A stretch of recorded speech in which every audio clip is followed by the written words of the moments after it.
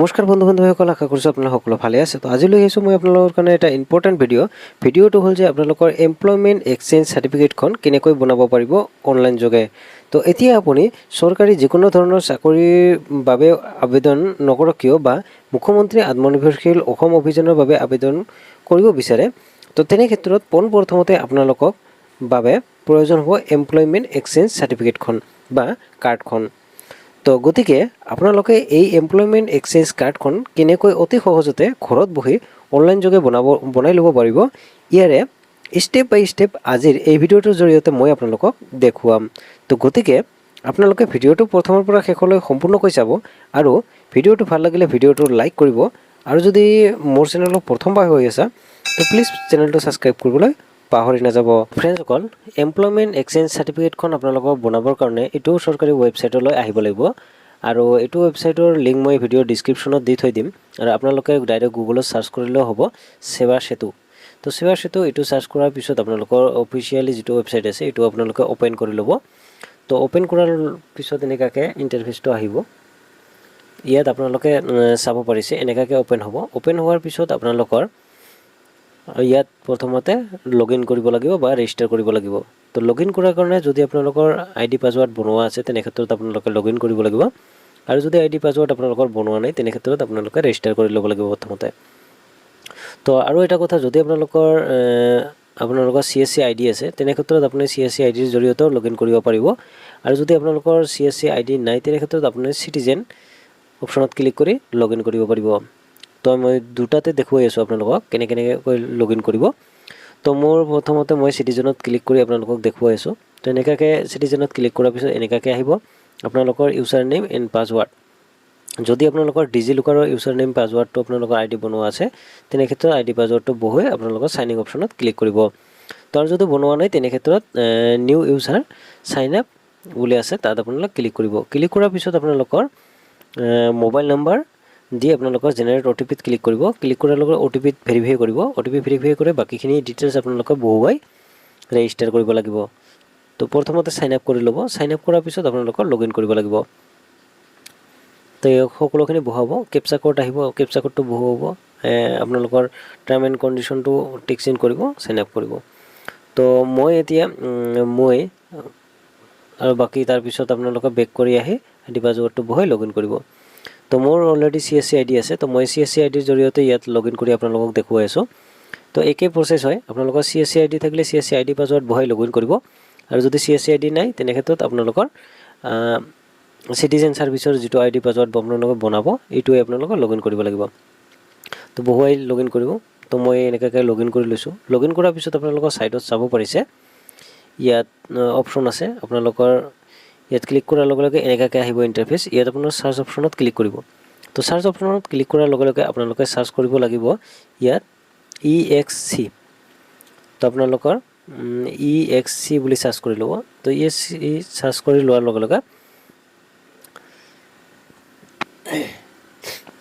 তো EXC search কৰাৰ লগে লগে তিনিখন আপোনালোকৰ চাৰ্টিফিকেট আহিব। তো যদি আপোনালোকৰ চাৰ্টিফিকেট নতুনকৈ বনাব বিচাৰে তেনে ক্ষেত্ৰত মিডিলটো আপোনালোকৰ দ্বিতীয় নম্বৰ যিটো আছে এইটো আপোনালোকে চিলেক্ট কৰিব, আৰু যদি আপোনালোকৰ 3 নম্বৰটো হ'ল যদি আপোনালোকৰ চাৰ্টিফিকেটখন ৰিনিউ কৰিব বিচাৰে তেনে ক্ষেত্ৰত 3 নম্বৰটো অ'পেন কৰিব। তো মই নতুনকৈ ৰেজিষ্টাৰ কৰিব বিচাৰোঁ, নতুনকৈ বনাব বিচাৰোঁ তেনে ক্ষেত্ৰত মই দ্বিতীয় নম্বৰটো চিলেক্ট কৰি লৈছোঁ। তো আপোনালোকেও নতুনকৈ বনাব বিচাৰে দ্বিতীয় নম্বৰটো চিলেক্ট কৰি ল'ব। তো তাৰপিছত এনেকুৱাকৈ ইণ্টাৰফেচটো আহিব। আপোনালোকৰ কি কি ডকুমেণ্টৰ প্ৰয়োজন হয়, কেনেকুৱাকৈ কৰিব লাগে আপোনাৰ সকলোখিনি ইয়াত চাব পাৰিব লগত। তাৰপিছত আপোনালোকৰ এপ্লাই উইথ আধাৰ। তো আপোনালোকে আধাৰৰ জৰিয়তে এপ্লাই কৰিব বিচাৰে নে উইদাউট আধাৰৰ জৰিয়তে এপ্লাই কৰিব বিচাৰে। তো মই জনামতে আধাৰৰ জৰিয়তে আপোনালোকে এপ্লাই কৰিলে আপোনালোকৰ যিমান পাৰে সোনকালে আপোনালোকৰ চাৰ্টিফিকেটখন ওলাব। তো ইয়াত ক্লিক কৰিব। ক্লিক কৰাৰ লগে লগে আপোনালোকৰ এনেকুৱাকৈ ইণ্টাৰফেচটো আহিব। তো ইয়াত আপোনালোকে একো কৰিব নালাগে, ইয়াত সকলোখিনি টিক চিন দিয়া আছে। ইয়াত আপোনালোকৰ I have টাৰ্ম কণ্ডিশ্যনটো আপোনালোকৰ টিক চিন কৰিব। তো টিক চিন কৰাৰ পিছত আপোনালোকৰ স্ক্ৰল ডাউন কৰিব। ইয়াত আপোনালোকৰ আধাৰ নম্বৰ বহুৱাব লাগিব। তো আধাৰ নম্বৰটো বহুৱাব full name Aadhaar card in Aadhaar card. Aadhaar কাৰ্ডত থকা আপোনালোকৰ নামটো বহুৱাব লাগিব।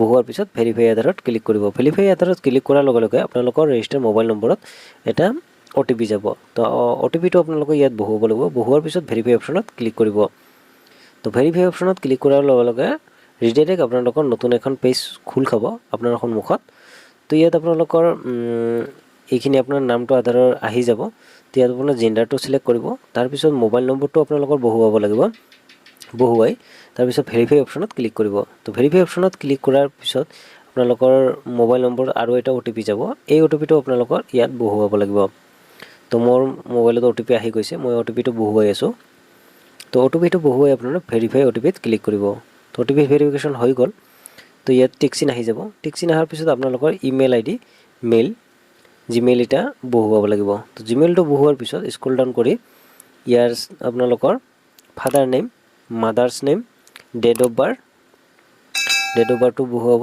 আপোনাৰ কাষ্টটো আপোনালোকৰ জেনাৰেল হয় ST হয় SC হয় OBC হয় আপোনালোকৰ যিটো হয় আপোনালোকে এইটো আপোনাৰ অনুসৰি সিলেক্ট কৰি ল'ব তো সিলেক্ট কৰি লৈছো তো সিলেক্ট কৰি লোৱাৰ পিছত আপোনালোকৰ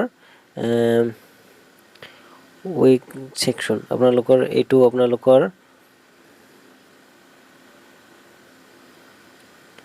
আপোনাৰ অনুসৰি আপোনালোকে এইটো সিলেক্ট কৰি ল'ব তো তাৰ পিছত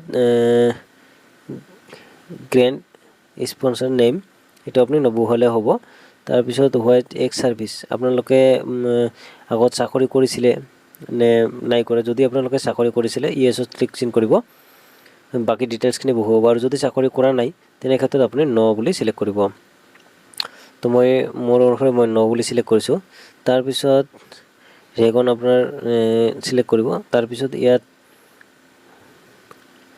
মেৰিড হয় না আনমেৰিড হয় এটো সিলেক্ট কৰিব তাৰ পিছত পাৰ্মানেন্ট আইডেন্টিফিকেশন মাৰ্ক এটো আপনি নো বুলি দিলে হ'ব একো অসুবিধা নাই আপুনি নো বুলি বহুৱাব তাৰ পিছত কাৰেন্ট এমপ্লয়মেন্ট স্ট্যাটাস আপুনি বৰ্তমান চাকৰি কৰি আছে নেকি তো আপুনি কিবা কাম কৰে নেকি যিখিনি কৰে যদি কাম কৰে তেনে ক্ষেত্ৰত বহুৱাব আৰু যদি নকৰে আনএমপ্লয়েড বুলি সিলেক্ট কৰিব তো মই আনএমপ্লয়েড বুলি সিলেক্ট কৰিছো তো মই আনএমপ্লয়েড বুলি সিলেক্ট কৰি লম তো আপোনালোকৰ তাৰ পিছত আহিব হাইট আপোনালোকৰ হাইটটো বহুৱাব ওয়েটটো বহুৱাব তো তাৰ পিছত আইটো আপোনালোকে বহুৱাব নালাগে এইটো মেডিটাৰি নহয় আপোনালোকৰ নবহুৱালে হ'ব আৰু হাইটটো আৰু ওয়েটটো বহুৱাব তাৰ পিছত আৰ ইউ ডেফিনেটলি এভয়েড যদি আপোনালোকৰ শাৰীৰিক কিবা হাত ভৰি কিবা প্ৰবলেম আছে তেনে ক্ষেত্ৰত আপুনি বহুৱাব আৰু যদি একো প্ৰবলেম নাই তেনে ক্ষেত্ৰত আপুনি নো বুলি সিলেক্ট কৰিব তাৰ পিছত আপোনালোকৰ সেভ এণ্ড নেক্সট অপশ্যনত ক্লিক কৰিব তো সেভ এণ্ড নেক্সট অপশ্যনত ক্লিক কৰাৰ পিছত তাৰ পিছত আহিব আপোনালোকৰ এড্ৰেছ সেকশন তো এড্ৰেছ সেকশনত আপোনালোকৰ নেম অফ দি হাউস বা এপাৰ্টমেন্ট নম্বৰটো বহুৱাব হাউস নম্বৰটো বহুৱাব বা নবহুৱালে হ'ব বিল্ডিং নম্বৰটো বহুৱাব এই তিনিটা আপোনালোকৰ বহুৱাব পাৰে নবহুৱালেও একো অসুবিধা নাই তাৰ পিছত আপোনালোকৰ এড্ৰেছটো বা লোকেলিটি এটো বহুৱাব ভিলেজ বা টাউন পোষ্ট অফিস নামটো বহুৱাব পুলিশ ষ্টেচনটো বহুৱাব পিন কোডটো বহুৱাব তাৰ পিছত আপোনালোকৰ ডিস্ট্ৰিক্টটো সিলেক্ট কৰি ল'ব তাৰ পিছত সাব ডিভিজনটো আপোনালোকৰ সিলেক্ট কৰিব লাগিব সাব ডিভিজন আপোনাৰ কোনটো হয় সিলেক্ট কৰি ল'ব তাৰ পিছত ৰেভিনিউ কাৰ্ড এটা আপোনালোকে সিলেক্ট কৰি ল'ব তাৰ পিছত আপোনালোকৰ ৰেসিডেন্সটো সিলেক্ট কৰি ল'ব তাৰ পিছত কমিউনিকেশন এড্ৰেছ তো যদি আপোনালোকৰ আধাৰ কাৰ্ডত দিয়া এড্ৰেছ আৰু বৰ্তমান প্ৰেজেন্ট এড্ৰেছ আৰু কাৰেন্ট এড্ৰেছটো যদি আপোনালোকৰ সেম হয় তেনে ক্ষেত্ৰত আপোনালোকৰ ইয়েজত ক্লিক কৰিব তো ইয়েজত ক্লিক কৰাৰ লগে লগে আপোনালোকৰ ৰিডাইৰেক্ট কমপ্লিটখিনি ফিল আপ হৈ যাব তাৰ পিছত সেভ এণ্ড নেক্সট অপশ্যনত ক্লিক কৰিব তো সেভ এণ্ড নেক্সট অপশ্যনত ক্লিক কৰাৰ পিছত তাৰ পিছত আপোনালোকৰ এডুকেশ্যন এণ্ড স্কিল ডিটেইলছ আহি যাব যদি আপোনালোকৰ পঢ়া শুনা কিমানখিনি কৰিছে বা আপোনালোকৰ স্কিল কিবা জানা আছে নেকি এইখিনি বহুৱাব লাগিব হায়াৰ এডুকেশ্যন আপোনালোকৰ 9 পাছৰ পৰা 12 পাছ আপোনালোকৰ যিটো হয় আপোনালোকে এইটো সিলেক্ট কৰি ল'ব তো সিলেক্ট কৰি লৈছো তো সিলেক্ট কৰাৰ পিছত আপোনালোকৰ 10 পাছ তো ইয়াত আহি গৈছে আপোনালোকৰ বৰ্ডৰ নামটো দিব তাৰ পিছত সাবজেক্ট আপোনালোকৰ কি সাবজেক্ট আছে বহুৱাব এইখিনি আপোনালোকে বহুৱাব তাৰ পিছত আপোনালোকৰ মিডিয়াম ইংলিশ মিডিয়াম এছামিজ এটো আপোনালোকে বহুৱাব তাৰ পিছত কোৰ্স টাইপ এটো বহুৱাব ইয়ৰ এডমিশন আপোনালোকে কোনটো পাস কৰিছিল বা এডমিশন কৰিছিল এটো বহুৱাব তাৰ পিছত আপোনালোকৰ আপলোড পাস সাৰ্টিফিকেট আপোনালোকৰ পাস সাৰ্টিফিকেটখন আপলোড কৰিব লাগিব তো আপলোড মাৰ্কশিট আপোনালোকৰ মাৰ্কশিটখন আপলোড কৰিব লাগিব কৰি ল'ব তো যদি 12 পাছৰ ডকুমেণ্ট আপোনালোকৰ আছে, যদি 12 পাছ কৰিছে তেনে ক্ষেত্ৰত আপুনি এইটো 12 পাছত দিব লাগিব। তো মই এইখিনি ফিল আপ কৰি লৈ আপোনালোকক দেখুৱাই আছোঁ। ইয়াতো তেনেকুৱা ধৰণৰ আপোনাৰ চাৰ্টিফিকেটখন দিব লাগিব। তাৰপিছত এডিশ্যনেল চাৰ্টিফিকেট যদি আছে আপোনালোকৰ দিব, আৰু যদি নাই আপোনালোকে ন বুলি চিলেক্ট কৰিব। তো মই গোটেইখিনি চাৰ্টিফিকেট বা যিখিনি ফিল আপ কৰিব লগা আছে মই ফিল আপ কৰিলোঁ। ডকুমেণ্টকেইটা মই আপলোড দি দিলোঁ। তো আপলোড দিয়াৰ পিছত আপোনালোকে চাব পাৰিছে 12 পাছৰো মই ডকুমেণ্টকেইটা আপলোড দিছোঁ। তো দিয়াৰ পিছত 7 নেক্সট অপশ্যনত ক্লিক কৰিব।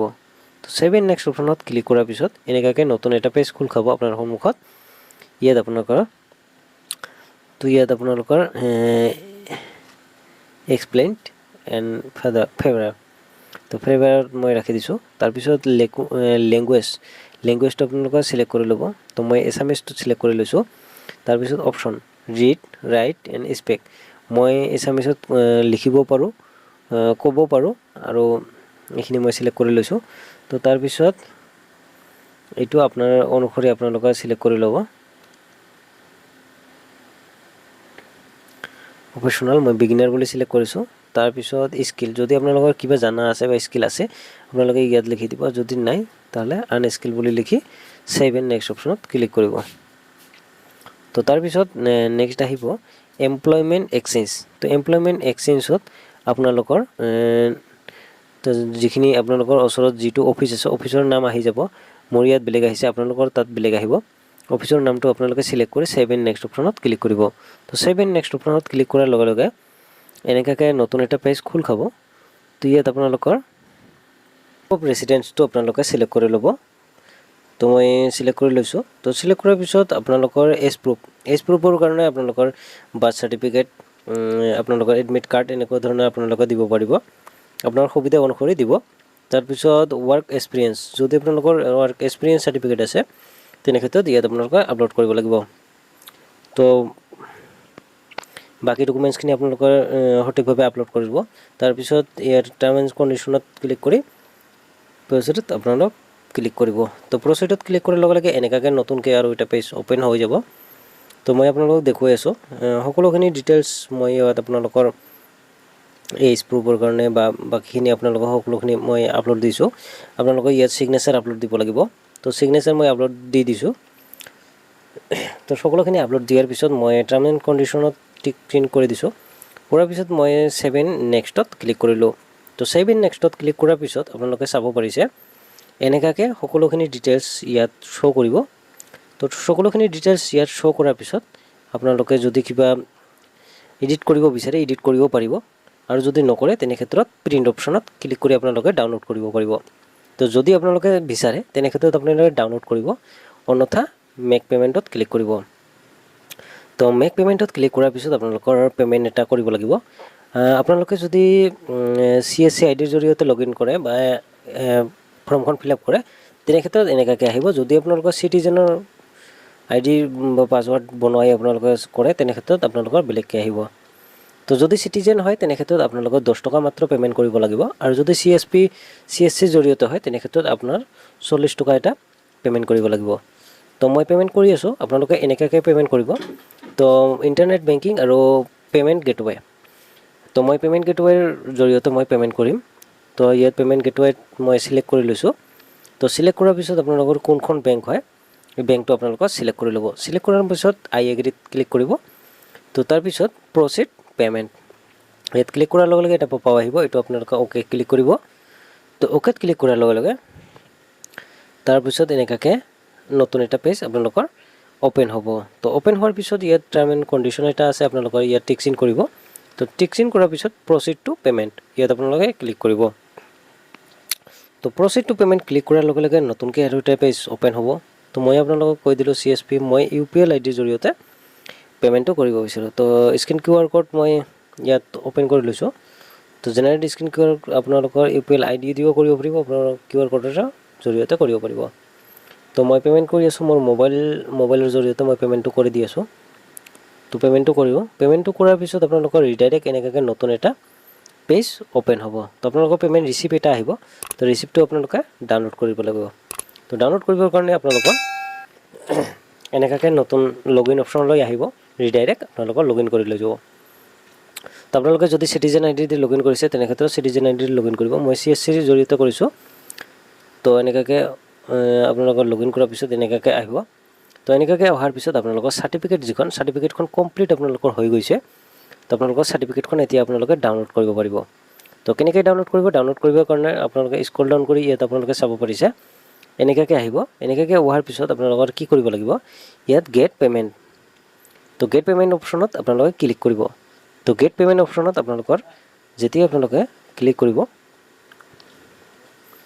তো ক্লিক কৰাৰ লগে লগে আপোনালোকৰ যেটো মেইল আছে মেইলত সেন্ড ওটিপিত আপোনালোক ক্লিক কৰিব সেন্ড ওটিপিত ক্লিক কৰাৰ লগে লগে আপোনালোকৰ মেইলত এটা ওটিপি আহিব জিমেইলৰ জৰিয়তে আপোনালোকৰ ওটিপি আহিব ওটিপিটো আপোনালোকে ইয়াত বহুৱাব লাগিব তো মই ওটিপি মোৰ মেইলত আহি গৈছে তো মই ওটিপিটো বহুৱাৰ পিছত আপোনালোকৰ ভেৰিফাই ওটিপিত ক্লিক কৰিব তো ভেৰিফাই ওটিপিত ক্লিক কৰাৰ লগে লগে এনেকাকে আহিব পপআপটো আপোনালোকে কাটি দিব তো আপোনালোকে কাটি দিয়াৰ পিছত আপোনালোকে চাব পাৰিছে এখন পেমেন্ট ৰিসিভ হয় এই ৰিসিভখন আপোনালোকে চালে ৰাখিব পাৰিব তাৰ পিছত বেক কৰি ভিউত অপচনত ক্লিক কৰিব ভিউত ক্লিক কৰাৰ লগে লগে এনেকাকে এইখন সাৰ্টিফিকেট হয় আপোনালোকে দেখিব পাৰিছে তো সাৰ্টিফিকেটখন আপোনালোকৰ ডাউনলোড কৰিবৰ কাৰণে আপোনালোকৰ ডাউনলোড সাৰ্টিফিকেট অপচনত ক্লিক কৰিব তো ডাউনলোড সাৰ্টিফিকেট অপচনত ক্লিক কৰাৰ লগে লগে এনেকাকে সাৰ্টিফিকেটখন আপোনালোকৰ আহি যাব এইখন আপোনালোকৰ এইখনে হয় সাৰ্টিফিকেটখন এইখন আপোনালোকে ডাউনলোড কৰি ল'ব পাৰিব তো আপোনালোকে সম্পূৰ্ণ ভিডিওখিনি চাই ভালদৰে বুজিয়ে পাইছে তো এমপ্লয়মেন্ট এক্সচেঞ্জ কাৰ্ডখন বা সাৰ্টিফিকেটখন আপোনালোকে কেনেকৈ ডাউনলোড কৰিব পাৰিব তো বা কেনেকৈ বনাব পাৰিব মই সম্পূৰ্ণখিনি আপোনালোকক ফ্ৰেণ্ডসকল আপোনালোকে সকলোখিনি বুজি পাইছে আপোনালোকে কেনেকৈ এমপ্লয়মেন্ট এক্সচেঞ্জ কাৰ্ডখন আপোনালোকে কেনেকৈ বনাব মই স্টেপ বাই স্টেপ আপোনালোকক সম্পূৰ্ণখিনি ভালদৰে বুজাই দিছো আপোনালোকে বুজি পাইছে তো ফ্ৰেণ্ডসকল এনেকৈ আপোনালোকে এমপ্লয়মেন্ট এক্সচেঞ্জ কাৰ্ডখন বা সাৰ্টিফিকেটখন আপোনালোকে বনাব পাৰিব আপোনালোকৰ হাতত থকা মোবাইলটোৰ জৰিয়তে তো ফ্ৰেণ্ডসকল আজিৰ ভিডিঅ'ত ইমানখিনিয়ে আশা কৰিছো ভিডিঅ'টো ভাল লাগিছে যদি ভিডিঅ'টো ভাল লাগে তেন্তে ভিডিঅ'টো লাইক কৰিব আৰু যদি মোৰ চেনেলটো নতুনবাৰ হৈছে বা প্ৰথমবাৰ হৈছে তো প্লিজ চেনেলটো সাবস্ক্ৰাইব কৰিবলৈ পাহৰি নাযাব তো ফ্ৰেণ্ডসকল লগ পাম নেক্সট ভিডিঅ'ত